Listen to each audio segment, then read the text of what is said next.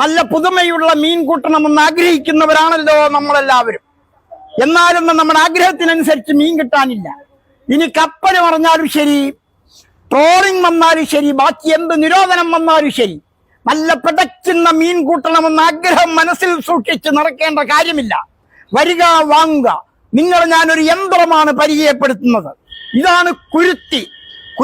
കുരുത്തി എന്ന ഓമന പേരിൽ അറിയപ്പെടുന്ന ഏതാനും മുളങ്കമ്പുകളും കുറച്ച് വള്ളികളും ഒക്കെ കൂടി കൂട്ടിക്കെട്ടി ഉണ്ടാക്കിയിട്ടുള്ള ഈ യന്ത്ര സഹായത്താൽ നിർമ്മിക്കുന്നതല്ല. എന്റെ കുട്ടികളും കെട്ടിയോടും അടക്കം നാട്ടിലുള്ള സഹോദരിമാരുടെ സഹായത്താലാണ് ഈ യന്ത്രം നിർമ്മിക്കുന്നത്. ഇത് നിങ്ങൾ വാങ്ങുമ്പോൾ നിങ്ങൾക്ക് മീൻ പിടിക്കാൻ ശാസ്ത്രീയമായി പരിചയമുണ്ടാകണമെന്നില്ല. ആർക്ക് വേണമെങ്കിലും വന്ന് വാങ്ങിക്കാം. ഒരു പരിശീലനത്തിന്റെയും ആവശ്യമില്ല. വെള്ളമൊഴുകിപ്പോകുന്ന വഴിയരികിൽ നിങ്ങൾ ഈ കുരുത്തി വെക്കുന്നതോടെ മീനും കുട്ടികളുമായി അതിജീവനത്തിന് മുന്നോട്ട് വരുന്ന മീനുകൾ വരാലായാലും ശരി, കടുകായാലും ശരി, മുഴുവായാലും ശരി, ഇതിൻ്റെ ഉള്ളിൽ കയറിക്കൂടുന്നു. യാതൊരു ബുദ്ധിമുട്ടുമില്ലാതെ നിങ്ങൾക്ക് മീനിനെ എടുത്ത് വീട്ടിലെ കെട്ടിയോൾ കേൾപ്പിക്കാനേ ഉള്ളൂ.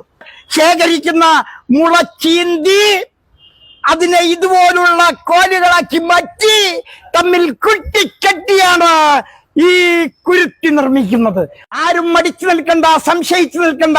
ആരും മറ്റൊരാളോടും ഉപദേശമാരായാനുള്ള സമയം മെനക്കെടുത്തണ്ട.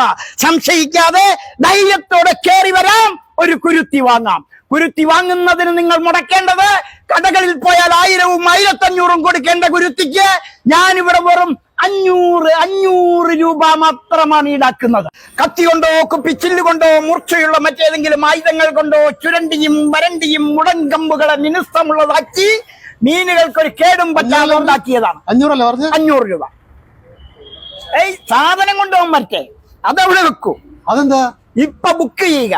അടുത്ത ആഴ്ച ഇതേ സമയം ഇവിടെ വന്നാൽ നിങ്ങൾക്ക് ഈ കുരുത്തി കൊണ്ടുപോകാവുന്നു. 500 പൂർണ്ണമായും വേണ്ട. നിങ്ങൾ അഡ്വാൻസ് ആയിട്ട് ഒരു 200 250 തന്നാൽ മതി, അല്ലെങ്കിൽ 400 തന്നാൽ മതി. നിസ്സാരമായ 400. എത്ര? 400. ഓക്കെ. നിങ്ങളുടെ പേരും നമ്പറും എഴുതി. അടുത്ത ആഴ്ച ഇവിടെ തന്നെ വന്നാ പോരെ? ഓ, ഇതേ സ്ഥലത്ത്. ഇത് തന്നു കഴിഞ്ഞാൽ ഞങ്ങള് ഇവിടെ വരുന്നുണ്ട് ഉറപ്പ്. പ്ലീസ്, സംശയമുണ്ടെങ്കിൽ നിങ്ങൾ വാങ്ങരുത്. ജീവിതത്തിൽ സ്വന്തം ഭാര്യയെ വരെ സംശയിക്കുന്നവരാണ് നാട്ടുകാർ. അവരെ ഞാൻ കുറ്റപ്പെടുത്തുന്നില്ല. അങ്ങനെ സംശയം സ്വാഭാവികമായിട്ടും തോന്നാം. പക്ഷെ ഇത് സംശയിക്കണ്ട, നിങ്ങൾക്ക് കൊണ്ടുപോകാം. വേണമെങ്കിൽ മാത്രം വാങ്ങിയാൽ മതി, അല്ലെങ്കിൽ വേണ്ട. ആവശ്യമുള്ളവർ വാങ്ങട്ടെ മാസ്റ്റർ. നിങ്ങൾ ദേശം വിട്ടേക്കോ. നിങ്ങൾ എനിക്ക് വിശ്വാസമാണ്. പക്ഷെ എല്ലാവരും പറ്റിക്കൽ നടക്കുന്നുണ്ട്. അതുകൊണ്ടാണ് ഇപ്പൊ പറയാൻ കാരണം. എല്ലായിടത്തും പറ്റിക്കലുണ്ടാവും. നിങ്ങൾക്ക് എന്താ ജോലി? ഞായറാഴ്ച കുറെ പണികളൊക്കെ ഉള്ളതാണ്. ഞായറാഴ്ച കാലത്ത് 10 മണിക്ക് ഞാനിവിടെ ഉണ്ടാവും. 500 വേണ്ട, 200 മതി. 200 മതിയോ?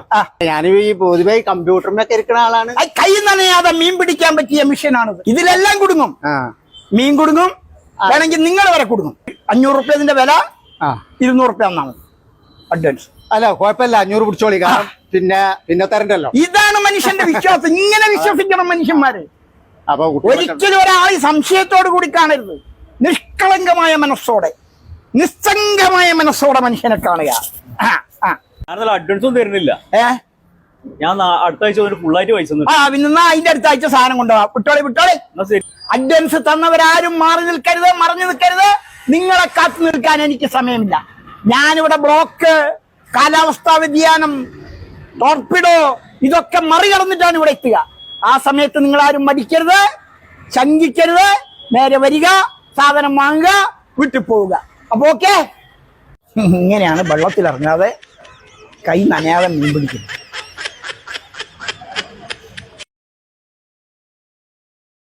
എന്നാലേ വരി, നമുക്കാണ്ട് പോയി നോക്കുക. ആയിക്കോട്ടെ.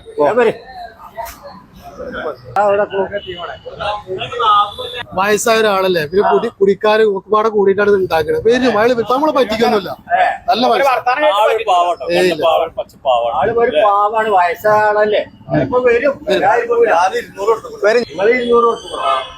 ഞാൻ 500 കൊടുത്തുക്കണു. ഞാൻ അവിടെ തോട് വരെ കണ്ടുവച്ചിട്ടാ പോന്നിക്കണേ വരുത്തി വെക്കാളെ.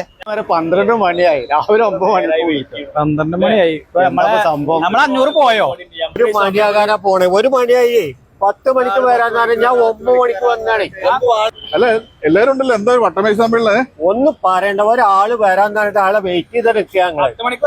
10 മണിക്ക് വരാന്ന് പറഞ്ഞ മണി 1 കഴിഞ്ഞു, അതുവരെ കാണാനില്ല. ഒന്നുമില്ലക്ക, ഞങ്ങളൊരാളിരുന്ന് ഒരു സാധനം വാങ്ങാൻ വേണ്ടി അഡ്വാൻസ് കൊടുത്തു. അയാള് കഴിഞ്ഞ ആഴ്ച അഡ്വാൻസ് വാങ്ങിയത് ഈ ആഴ്ച കൊണ്ടുവരാന്ന് പറഞ്ഞു. അയാളെ വെയിറ്റ് ചെയ്തിട്ട് അതൊക്കെ ഞാൻ അഡ്വാൻസും കൊടുത്തിട്ടില്ല. എനിക്ക് ആ സാധനം വേണം, അതിനെപ്പോ വന്നിട്ടുണ്ട്. എനിക്കാണിപ്പോ ഒരു കല്യാണം ഉണ്ട്, വീട്ടിലാണിച്ച് വിളിച്ചോണ്ടിരിക്കാം. ഇപ്പൊ അയാള് വരാതെ എനിക്ക് പോകാനും പറ്റൂല. ഞാനാണെങ്കിൽ 500 കൊടുക്കുകയും ചെയ്തു. പെണ്ണുങ്ങളോട് ഇച്ചിരി മസാല കൂട്ടിക്കാനും പറഞ്ഞു.